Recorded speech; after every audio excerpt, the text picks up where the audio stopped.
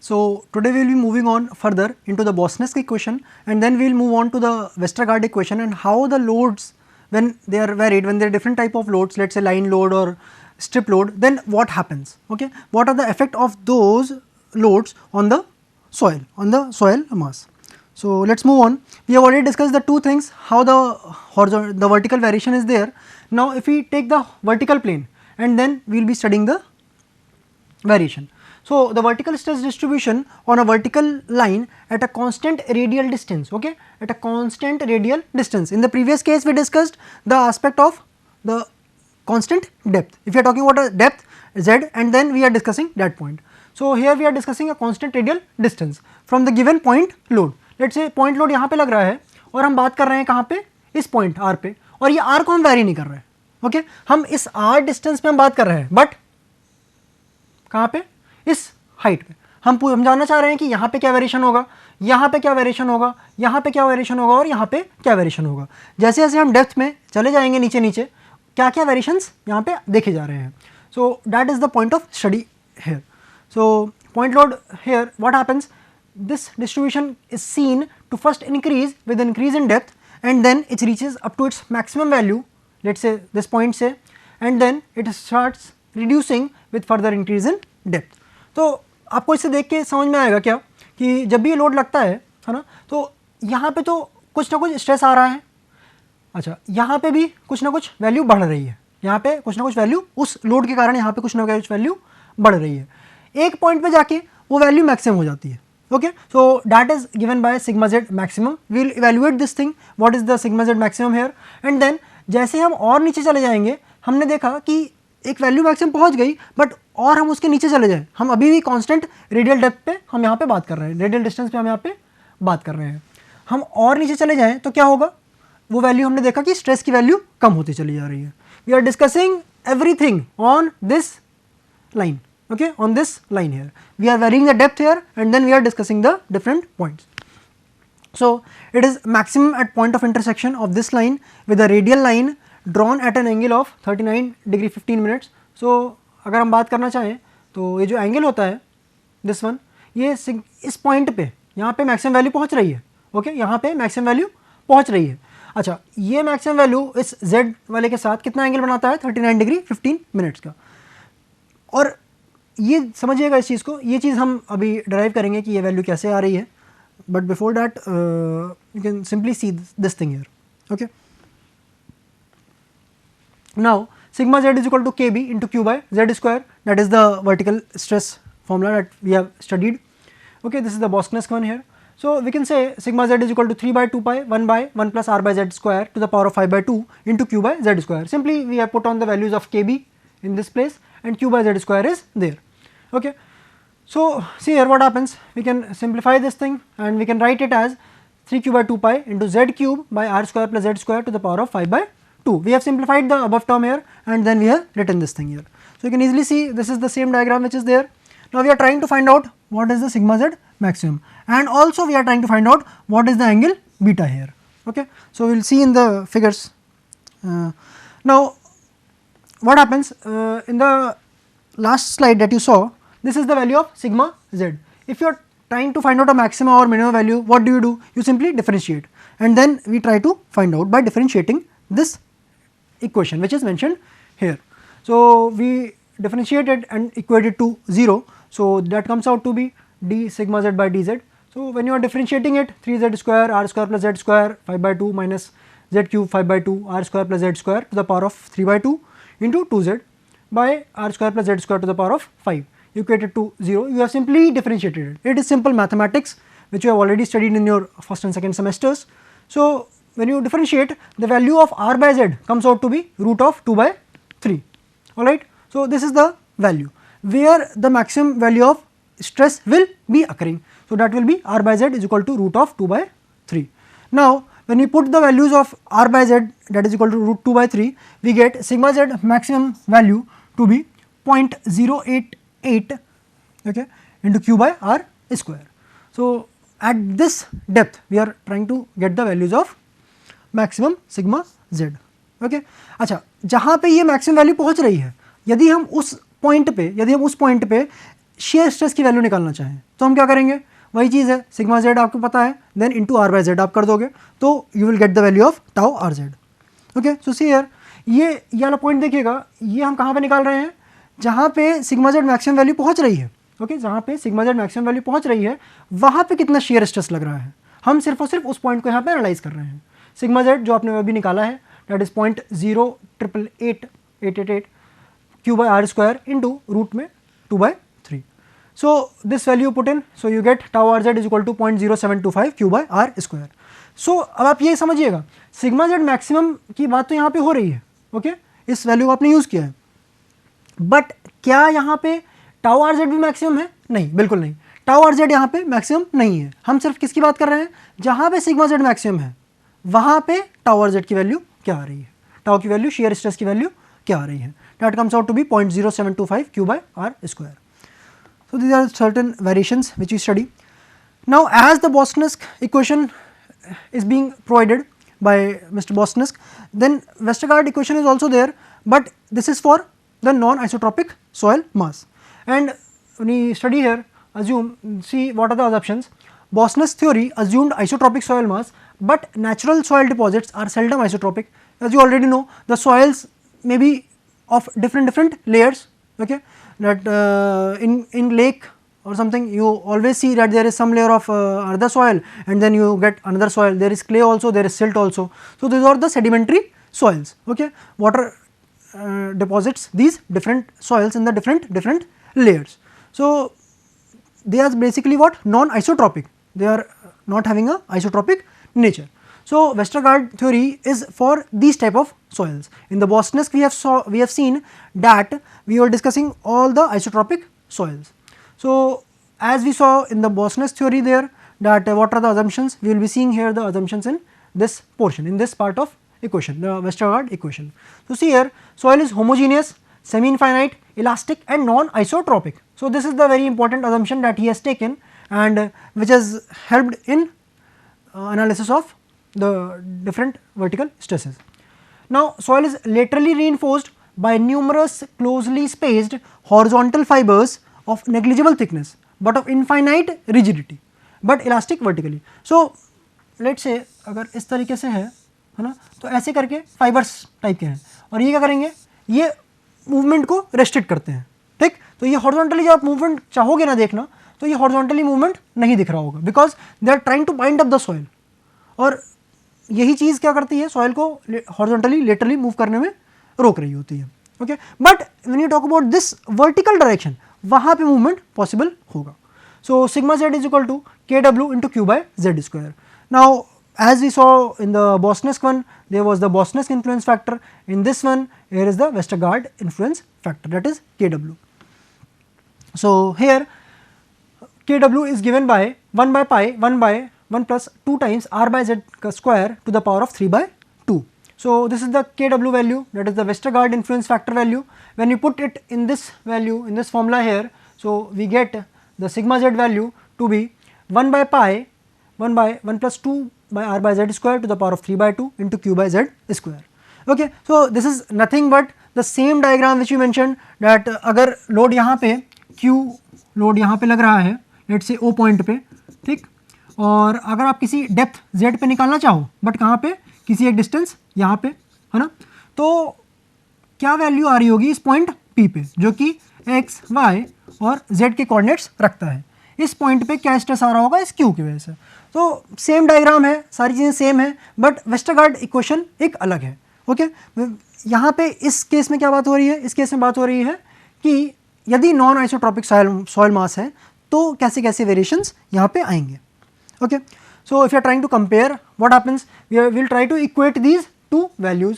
So sigma Z B and sigma Z W, the stresses will be equating, we will be equating the stresses. So that comes out to be kb into q by z square, that is equal to kw into q by z square. When we equate it, this part and this part gets cancelled here, so kb is equal to kw here. When we put the values of these influence factors, we get to this equation, and with this equation we can say that after hit and trial methods we simply get the value of r by z is equal to 1.52. okay, so if the value here, if r by z is equal to 1.52, then at this point kb is equal to kw. So this is the one thing here. But if r by z is less than 1.52, then what happens? Boston value will be more than kw. Then if r by z is greater than 1.52, that is we are moving away from the point of application of the load, then at that point which will be greater? Westergaard will be greater. So let's see how this variation is being shown in the graph. Now see here, we are talking about the point load here, alright. This is applicable at a point O here, and अगर आप को यहाँ पे बॉसनेस की बात करूँ मैं, आपने अभी लास्ट क्लास में देखा इसको कि यहाँ पे वैल्यू कितनी आ रही थी 0.4775 Q by Z square. At certain depth Z पे कितना वैल्यू आ रहा था 0.4775 Q by Z square, just below the point load. Okay, just below the point load. हम इस डेप्थ पे हम यहाँ पे चेक करना चाह रहे हैं. अच्छा, जैसे ही मैं दूर जाता जाऊँगा वैल्यूज़ क्या हो जा रही थी, आपने देखा था कि वो वैल्यूज़ कम होती चली जा रही हैं, है ना. ऐसे ही क्या है, जब हमने वैल्यूज़ यहाँ पे भी रखी, जब हमने जैसे उस टाइम पे हमने ड्राइव किया था, अलग अलग वैल्यूज़ निकाली थी 0.4775 देन 0.2773, है ना. तो हमने अलग अलग वैल्यूज़ निकाल के ग्राफ बनाया था. वैसे ही जब हमने यहाँ पे रखा वेस्टरगार्ड इक्वेशन में, so here it comes out to be 0.318 Q by Z square. अच्छा, जैसे जैसे हम दूर जाते जाएंगे यहाँ पे भी क्या होगा, वेरिएशन चेंज होता रहेगा. बट एक पॉइंट ऐसा आएगा जहाँ पे वेस्टरगार्ड और बॉसनेस दोनों की वैल्यूज़ मीट कर रही होंगी, है ना. तो this value will be what, जहाँ पे ये के बी बराबर के डब्ल्यू हो जाए. और ये आपने अभी निकाला है क्या, 1.52 पे आर बाई जेड की वैल्यू जब 1.52 होती है तब उस समय के बी और के डब्ल्यू बराबर होते हैं. और जस्ट इसके पहले देखते हैं तो क्या होता है, बॉसनेस की वैल्यू इज़ मोर, है ना. इसके दूर जाते जाओगे तो वेस्टरगार्ड की वैल्यू इज़ मोर, है ना. सो बेसिकली हम इस पे ही ज़्यादा फोकस रखते हैं कि यहाँ पे लोड आ रहा है और कहाँ तक वैल्यू पे जा रहा है. तो जैसे ही अगर हम आर बाई जेड की वैल्यू 2 से ज़्यादा पहुँच जाएँ तब क्या होगा, हमारे लिए बहुत ही वो इनसिग्निफिकेंट हो जाएगा, क्योंकि वो वैल्यू मैक्सिमम से बहुत ही कम परसेंट 1 या 2% आपने देखी थी जैसे लास्ट टाइम. तो वैसे ही यहाँ पे भी होता है, तो वैल्यूज़ यहाँ पे कम होती चली जाएंगी. अच्छा, एक चीज़ और देखिएगा इसमें, इस ग्राफ में if you talk about Westergaard, है ना. वेस्टरगार्ड में क्या हो रहा है देखिएगा कि इसका स्प्रेड जो है वर्टिकल डायरेक्शन में बहुत ही कम है ना. और जो अगर हम इसका अगर एवरेज वैल्यू लेना चाहें, है ना, यदि अगर हम इसका एवरेज वैल्यू लेना चाहें तो उसके बहुत ही क्लोज आ रहा होगा. तो जो एक्चुअल रिजल्ट्स होते हैं ना, इसके बहुत ही क्लोज आता है. तो Westergaard is more practical. Okay, when you talk about Boussinesq, इसका स्प्रेड आप देखिएगा, इसका spread is very much high, है ना. वैल्यू बहुत ऊपर तक जा रही है और बहुत ही नीचे तक भी जा रही है. So the spread is very high. The range which it is giving us, है ना, of the values of the vertical stress, that is pretty much high. So the results obtained by Westergaard equation are more realistic. Okay, Westergaard जिसका spread बहुत ही कम था, and these are closer to actual results. But in actual, Boston's equations are more conservative. Conservative मतलब क्या हुआ? It is giving you much higher value of factor of safety. और obvious सी बात है, जब भी आप structures construct करते हो तो you are always going for what? higher value of factor of safety कि structure safe रहे, बाकी तो चीज़ें देखी जा सकती हैं. Hence they are preferred. Now, if we're talking about these two, Bosnesk and Westergaard, these were the points where we were discussing only about the point loads, है ना. अब अगर हम बात करना चाहें कि लेट्स से सर्कुलर एरिया हो, है ना, और इस लोड के कारण, इस सर्कुलर लोडेड एरिया के कारण कितना फ़र्क पड़ेगा. अगर मैं इस लोड के कारण बात करूं, इस लेट से Q kilonewton per metre square के कारण, अभी तक हमने बॉस्नेस्क और वेस्टरगार्ड से क्या निकाला कि यदि पॉइंट लोड लग रहा था तो उसके कारण क्या क्या चीज़ें आएंगी. बट यदि मैं बात करूं यहाँ पे, तो यहाँ पे क्या होगा, यहाँ पे मैं अगर अलग अलग लोड्स के कारण निकालना चाहूँ तब मैं कैसे वेरिएशन उसको दिखाऊंगा. तो इसी की हम यहाँ बात कर रहे हैं. In practical situations it is seldom that point loads are acting, and in foundation engineering uniformly loaded areas are the most common. Obviously बात है, जब आप फाउंडेशन आप कंस्ट्रक्ट करते हो तो क्या होता है, there are different pillars there, okay, different columns which are resting on the foundations. Now understand, they can be different amount of columns which are resting on the foundation. They can be what, in series. If they are in series, we can say that line load is acting, है ना. अगर जैसे let's say कि if this is the entire foundation, जहाँ पे ये column खड़े हैं, these are the different columns which are resting there, है ना. So if this is constructed on one simple plain footing, what happens, this is the entire width here B, and then this is what length L। तो आप क्या कह सकते हो कि ये लाइन लोड है एक तरीके का, है ना। बट अगर मान लो बहुत ही ज़्यादा वाइड हो जाए यही चीज़, है ना, लेट से इतना बड़ा हो जाए दिस वन ईयर, है ना, और यहाँ पे लेट से कॉलम है, so we can say that यदि ये क्या हो जाएगा, ये यूनिफॉर्मली लोडेड एरिया हो जाएगा। अच्छा एक चीज़ और हम समझ सकते हैं, यदि ये लेंथ काफ़ी लंबी हो जाए, विड्थ उतनी है, लेंथ काफ़ी लंबी हो जाए, तब क्या होगा, इसको हम कैसे कह सकते हैं, ये स्ट्रिप लोड होगा। सो यही अलग अलग डिफरेंट कंडीशंस हैं। यहाँ पे देखिएगा स्लाइड पे, लाइन लोड की बात हम कर रहे हैं तो it is a load on long wall footing of small width. Okay, strip load की बात कर रहे हैं, width is there, okay, load on a long wall footing of fair width, okay, so width is there also, but we are talking about a larger area there. Trapezoidal loading की बात कर रहे हैं तो इसका डिस्ट्रीब्यूशन कुछ अलग तरीके से होता है, it is loading due to a long wall embankment, long embankment. So let us first discuss the uniformly loaded circular area. How the circular loaded area here is giving its effect on a some point say P. हम हमेशा अभी तक हम सारे notations में P की ही बात कर रहे थे कि P पॉइंट जो कि ग्राउंड में किसी एक डेप्थ Z पे है, उसका क्या वेरिएशन, उस पॉइंट पे क्या वेरिएशन देखा जा रहा है ना। तो if this is the loaded area, alright, this is the loaded area, इसके कारण किसी पॉइंट P पे क्या वेरिएशन देखने को मिल रहा है। So you can see here that if the radius is R of this circular loaded area, so we can say that what is the value of this R value here and this is the Z value here, okay, and also you know that this angle is what 2 alpha, this entire angle is what 2 alpha. So we can say that the half one is alpha and half one is alpha. So we can simply, if you are taking one triangle, okay, one, let's say this triangle, if you are taking this right angle triangle, if you are taking, so we can simply say cos alpha value is Z by root of R square plus Z square. So this will be there, R square plus Z square. So we can simply say cos alpha is this value, Z by R square plus Z square. Okay, but why we need to find out this cos alpha? Because sigma Z is given by K into Q, where this K here is what 1 minus cos cube alpha. So we have found out this alpha. When we put this alpha value in this equation, we get the value of K. So K comes out to be 1 minus 1 by 1 plus R by Z square to the power of 3 by 2 value. So when you put this value in this equation, so you get the vertical stress, that is sigma Z. So when you put the value of K, which you have found out in the previous slide which was shown to you, 1 minus what, 1 by 1 plus R by Z square to the power of 3 by 2 into Q, and this Q is what, this is the load which is being acted on the ground surface. When you talk about the line load, what happened in the line load, okay, line load में देखिएगा, if the surface is there and let's say,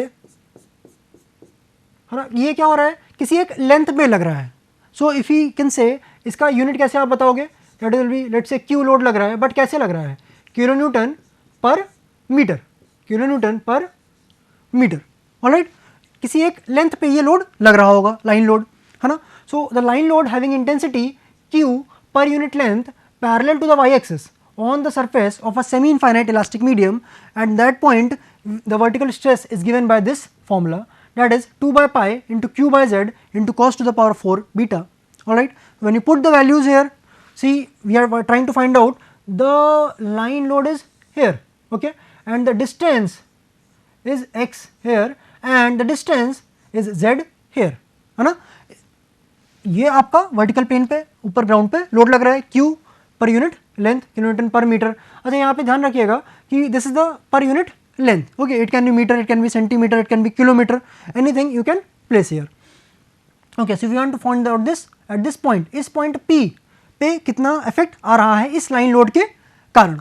तो ये angle late से beta है, ये Z angle है और ये रिजल्टेंट है, यहाँ पे हम वर्टिकल स्ट्रेस पता करना चाह रहे हैं। ये x डिस्टेंस पे है यहाँ पे अगर हम हॉरिजॉन्टली देखेंगे तो, और ये एक z डेप्थ पे हम देखते हैं। So it is by given by this formula here, alright, and when you simplify this thing, cos beta value when you put in here, so it comes out to be Q by Z into 2 by pi upon into 1 by 1 plus x by z square to the power of 2. So these are the two different aspects that you studied. Now if you talk about the strip loading, so in the strip loading what happens, see the load is being placed here, that is q kilonewton per meter square. Okay, it is a strip of what, let's say b width, and the length, जैसे अगर आपको imagine करने के लिए कहूँ तो आप ऐसे समझ सकते हो कि बहुत ही वास्ट फील्ड है ना, फील्ड है अगर आप कह सकते हो।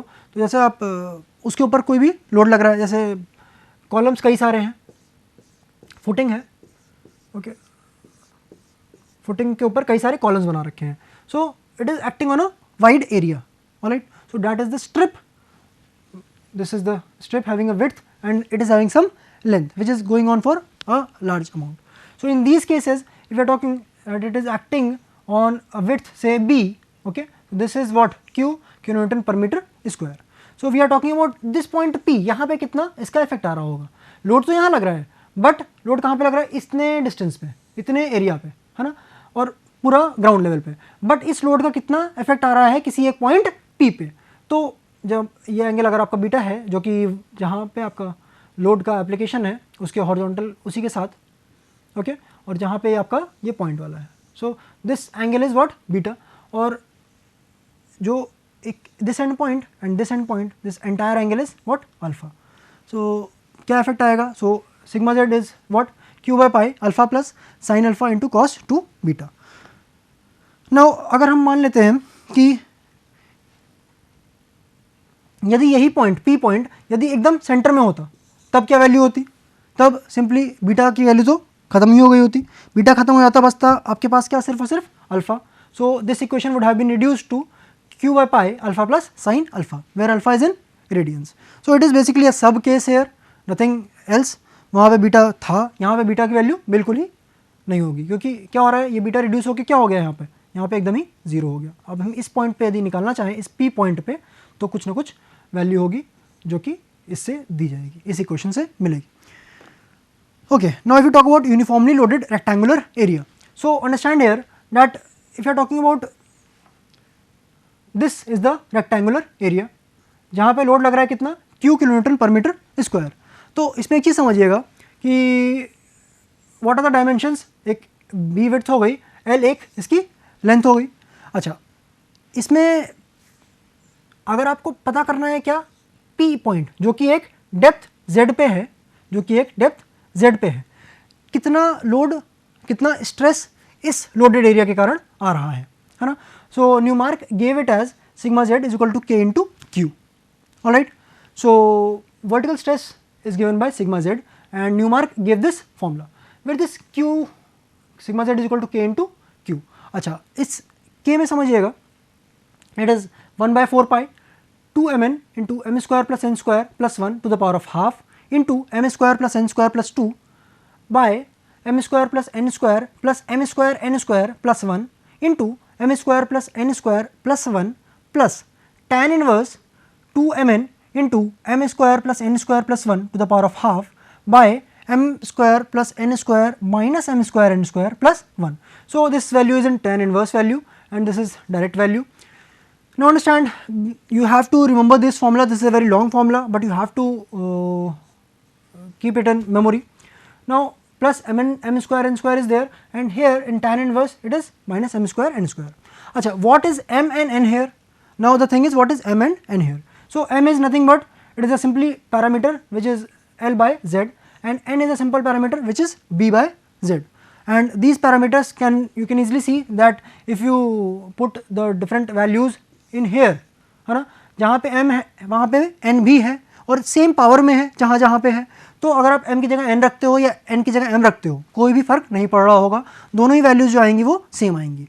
सो these are the different two parameters which we study, and when you put this k value in the equation, so sigma z comes out to be some value there. अच्छा, अगर हम बात करते हैं यूनिफॉर्मली लोडेड रेक्टेंगुलर एरिया की, but point यदि कहाँ पे हो, पॉइंट यदि अगर अंदर हो, उस लोडेड एरिया के अंदर हो. अभी तक हमने जो बात करी, जो हमने न्यूमार्क का फॉर्मूला देखा, उन्होंने क्या कहा था, उन्होंने कहा था कि यदि लोड यहाँ पे लग रहा है बट हम किसी कॉर्नर पे निकालना चाहते हैं, कॉर्नर पे बट किसी डेप्थ पे, है ना, कॉर्नर पे किसी डेप्थ पे, तो उन्होंने ये फार्मूला दिया sigma Z is equal to K into Q. But यदि मैं बात करना चाहूँ कि रेक्टेंगुलर लोडेड एरिया है बट आप क्या चाहते हो कि किसी बीच वाले पॉइंट पे हमें निकालना हो, तो आप क्या करोगे, तो सिंपली इसमें थोड़ा सा कंसेप्चुअल कुछ नहीं है इतना, बट थोड़ा सा कॉमन सेंस है। क्या किया आपने, इस रेक्टेंगल को आपने इसको अलग अलग भागों में विभाजित कर दिया। अब ऐसे विभाजित किया कि इस रेक्टेंगल के कॉर्नर पे वाला पॉइंट आए, इस वाले रेक्टेंगल के भी कॉर्नर पे वाला पॉइंट आए, ऐसे ही तीसरा रेक्टेंगल बनाया और चौथा रेक्टेंगल बनाया। सो देख रहे हो, तो पहले, दूसरे, तीसरे या चौथे, इन सभी की खास बात क्या है यहाँ पे? इन सभी की खास बात ये है कि अलग अलग रेक्टेंगल बने और उन सभी के कॉर्नर पे वैल्यूज हमने देखी। तो एक let's say if you take this third rectangle है ना, ये थर्ड रेक्टेंगल जिस पे कुछ लोड लग रहा होगा, इसके इस कॉर्नर पे आप देखना चाहते हो लोड, और किसी एक डेप्थ z पे, तो you can easily find out because the Newmark has given the previous formula that is sigma z is equal to k into Q. अब बस k की वैल्यू इसके लिए अलग हो जाएगी। अब k की वैल्यू क्या हो जाएगी आप इसके लिए खुद ही समझ सकते हो। इसकी वैल्यू डिपेंड करेगी m के लिए और m और n के ऊपर। So for this third you can easily say that for this third one here you can easily say that m3 is equal to l3 by z and n3 is equal to b2 by z. Alright, that is there. इस fourth वाले के अगर आप देखना चाहोगे तो क्या होगा, it will be m is equal to l3 by z and 4 is equal to b1 by z because this b1 is there and then l3 is there. अब ऐसे ही 1 के लिए देखना चाहोगे तो l2 हो जाएगा आपका and then what, b1 हो जाएगा. So you can simply find out these different values m1 n1, m2 n2, m3 n3 and m4 n4. So sigma z comes out to be the summation of the effect of different rectangles, different rectangular areas which we have divided. So sigma z comes out to be k1 into q plus k2 into q plus k3 into q plus k4 into q. So these are the 4 values there. Alright. So in the next class we will be moving on to how can we deal with the point which is lying outside the loaded area. So if this is the point here, in the previous section we discussed the point which was inside the loaded area. Now what we will do, now we are discussing about a point which is outside the loaded area. So this you can take it as a homework and try to apply how can we apply the Newmark's very first formula for determining the effect of this loaded area, alright, this loaded area here at this point P. Okay, so we will discuss this in the next class. Till then, thank you.